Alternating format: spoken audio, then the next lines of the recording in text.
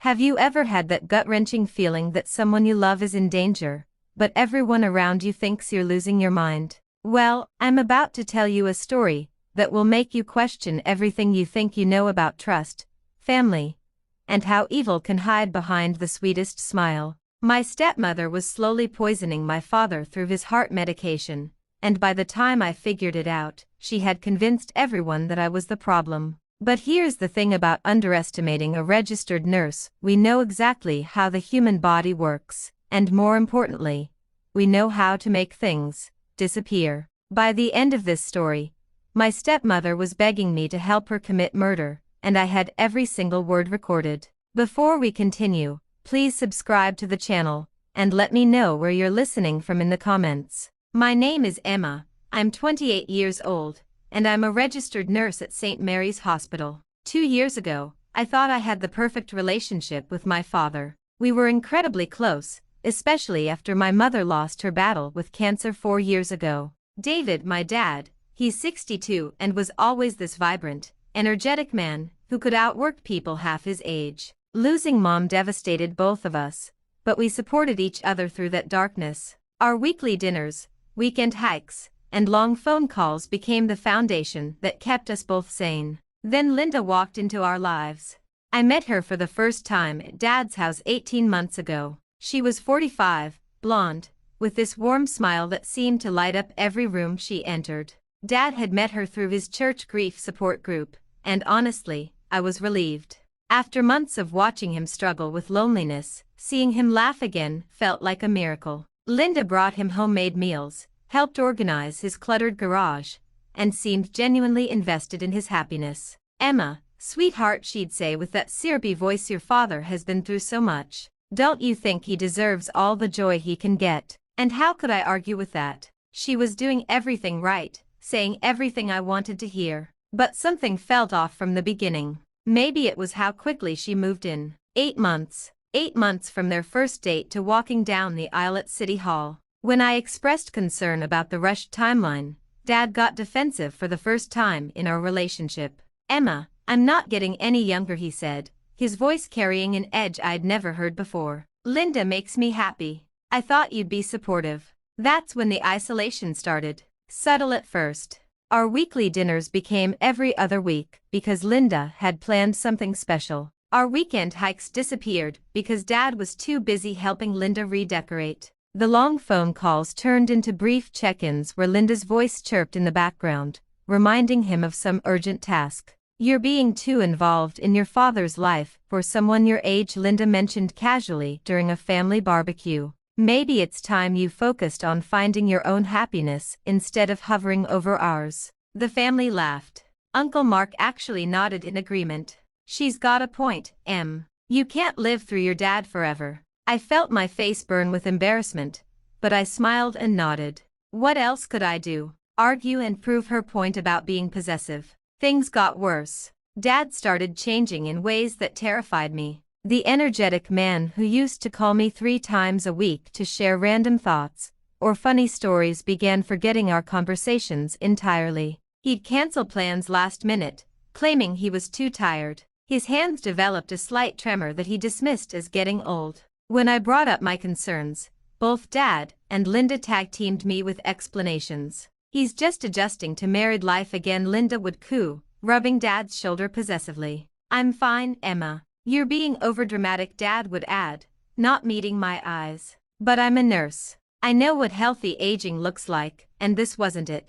The real nightmare began when other family members started taking Linda's side. At Christmas dinner, she pulled my cousin Sarah aside and whispered something that made Sarah look at me with pity. "Emma, maybe you should consider talking to someone," Sarah suggested later. "Linda's worried about you. She thinks you resent her for making your dad happy." "That's not true," I protested, but Sarah had already made up her mind. "Look, we all loved Aunt Marie, but she's gone.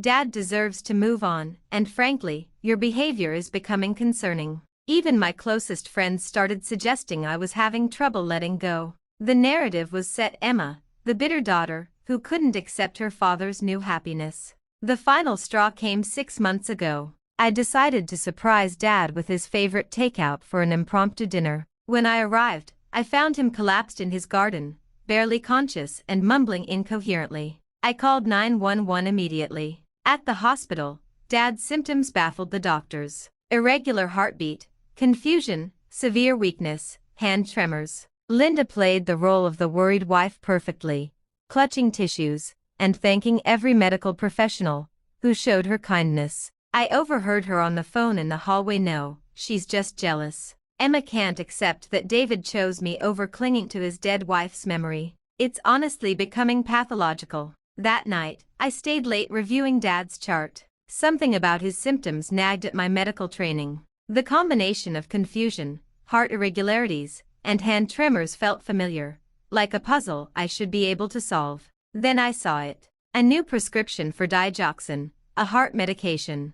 Dad had never had heart problems before Linda. The pieces clicked together with sickening clarity. I knew those symptoms because I'd studied them in nursing school. Digitalis toxicity. Someone was tampering with Dad's heart medication, and I was the only one who seemed to notice that my healthy father was slowly dying. As I sat in that sterile hospital chair, watching Linda hold Dad's hand while he slept fitfully, a chilling realization washed over me. My stepmother wasn't just manipulating my family's emotions. She was systematically poisoning my father, and she'd made sure that if I accused her, everyone would think I'd finally lost my mind completely. The days following Dad's hospitalization were pure hell. I couldn't sleep, couldn't eat, couldn't focus on anything except the horrible truth I'd uncovered. But I also knew that walking into a police station and accusing Linda of attempted murder would be professional suicide.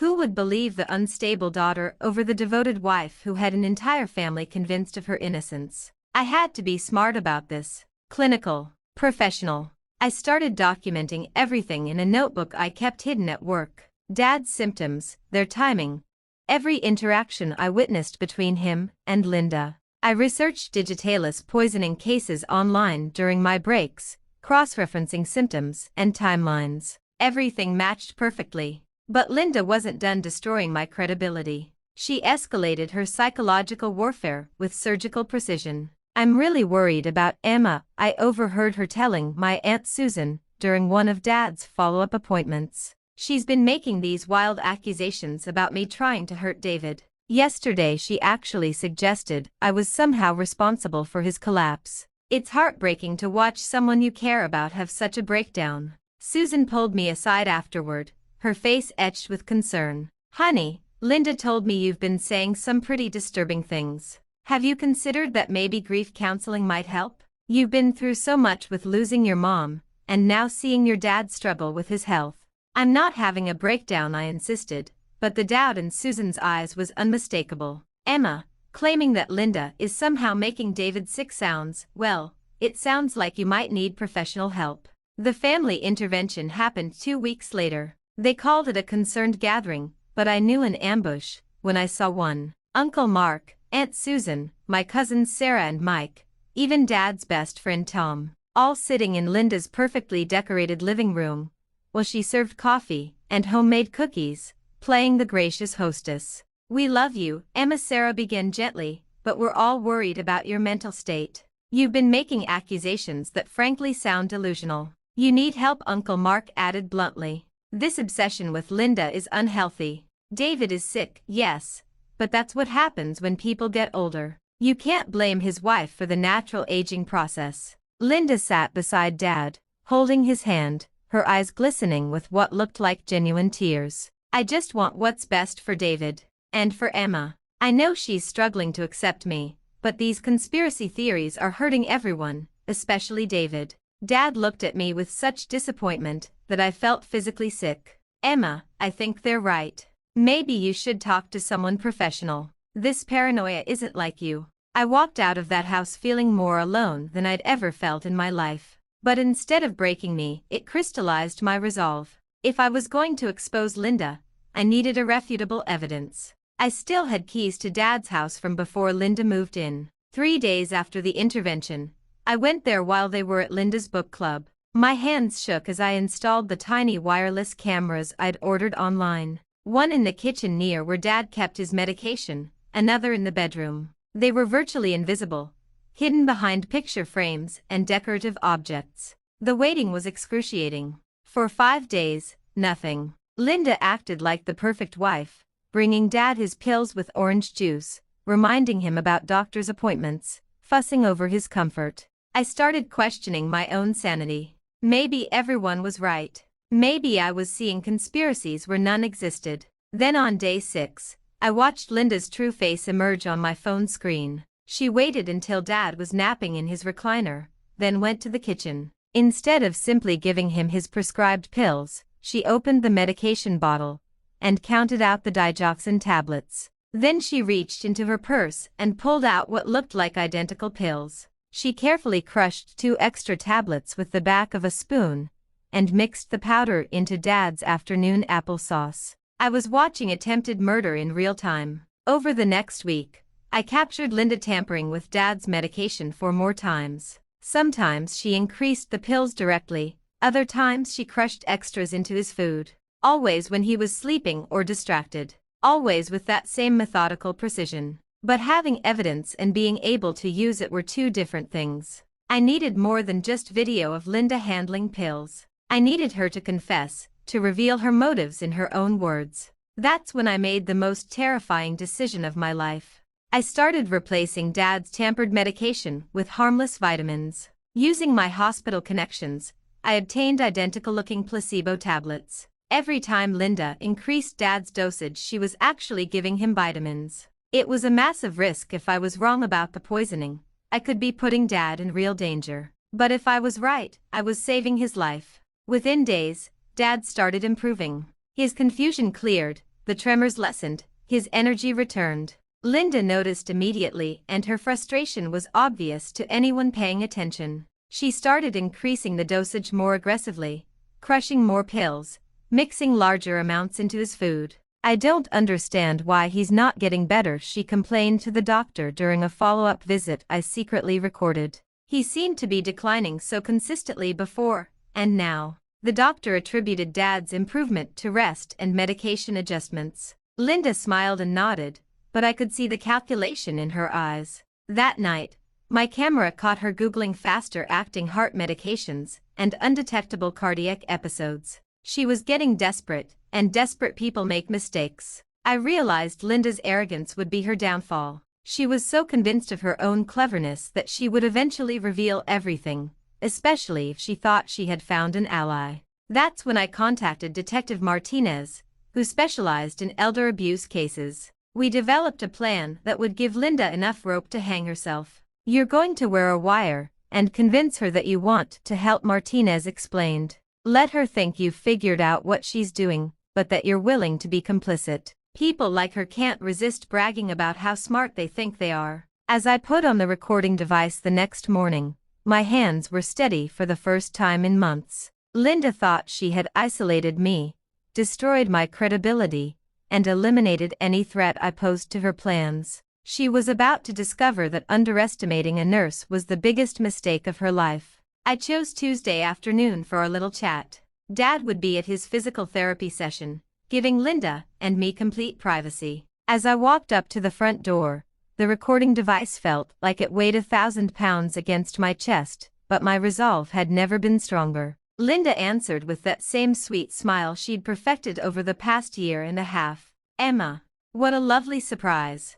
Your father's not home, but please come in." "Actually, Linda, it's you I wanted to talk to." I settled into the living room chair where I'd been ambushed during the intervention. "I owe you an apology." Her eyebrows raised with genuine curiosity. "Oh, I've been thinking about everything everyone said during our family meeting. About how I've been paranoid, making wild accusations." I let my voice crack slightly. "Maybe you're right. Maybe I have been seeing things that aren't there." Linda's posture relaxed, and something predatory flickered behind her eyes. "Emma, I'm just glad you're finally willing to listen to reason." "The thing is," I continued, meeting her gaze directly, "I've been watching Dad closely these past few weeks. And I think I understand what's been happening." "What do you mean?" Her voice remained steady, but I caught the slight tension. I leaned forward conspiratorially. "Linda, I'm a nurse. I know the signs of medication complications. Dad's been having symptoms of digitalis toxicity for months. She went very still. That's impossible. He takes his medication exactly as prescribed. Does he though? I let the question hang in the air, because I've been thinking about how exhausting it must be for you, taking care of a sick man. How draining it must be to play the devoted wife, when what you really wanted was companionship, not a nursing job. Linda's mask slipped for just a fraction of a second. I don't know what you're implying.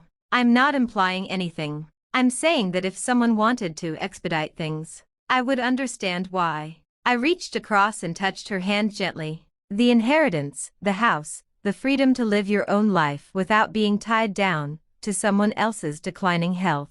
The silence stretched between us like a tightrope. Then, slowly, Linda's expression transformed into something I'd never seen before. Relief mixed with calculation. You really do understand, she whispered. More than you know. I've been researching Dad's symptoms, and their textbook digitalis overdose. Someone has been very carefully increasing his dosage. I squeezed her hand. Someone very smart. Linda actually smiled. A real, genuine smile that was more terrifying than any mask she'd worn. I wondered if you'd figure it out eventually. You are medically trained, after all. How long have you been adjusting his medication? Since about 3 months after we married.